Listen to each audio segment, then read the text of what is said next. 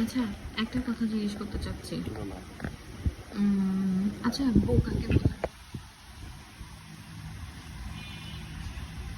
যখন মানুষ ঘুমায় না, গভীর ঘুমে আচ্ছন্ন থাকে, আর তখন একটা বেডি মানুষ যখন ওইখান থেকে ওই ঘুম থেকে যখন জেগে তুলে যখন মানে কান ধরে, মানে এমন একটা অবস্থা হচ্ছে কান ধরে রেস্টুরেন্টে নিয়ে এসে ঘুম নষ্ট করে, তখন তাকে বউ বলা হয়। তোমার মানে আরামের ঘুম হারাম করে আর কি। এত বাজেভাবে ডেফিনেশন দিছো কেন বউয়ের? কারণ বউকে আর কি ভালোভাবে ডেফিনেশন দিতাম।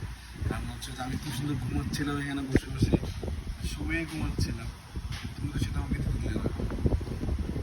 তাই এত খারাপ হয় বউরা? ও মা, তো বউরা খারাপ বিল নইলে বিল দিলে ভালো হয়।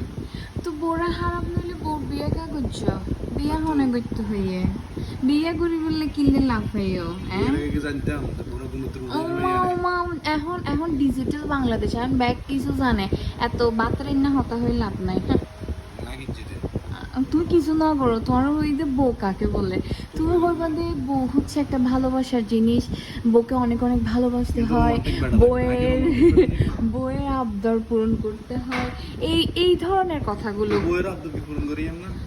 গরদের না কি সুন্দর ভিডিও পোস্ট মানে ভিডিওর দ্বারা মেমোরি রাখিতে চাইলাম যে বউ কাকে বলে।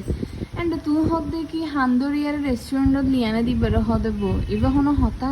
ইয়ানা তো একটা মুখ্য বিষয়। ব্যাকগ্রাউন্ডে যদি নতুন নতুন কথা কইলে বলবো নাকি যে আসল কথা ইয়ানাতে কোনো জামাই কয় না, এলাই কইলে মানছে। তোমার হুলি যা বহুত বড় তো এত লাই, তুমি খালি গরত যাও না, তুমি গরত যাও।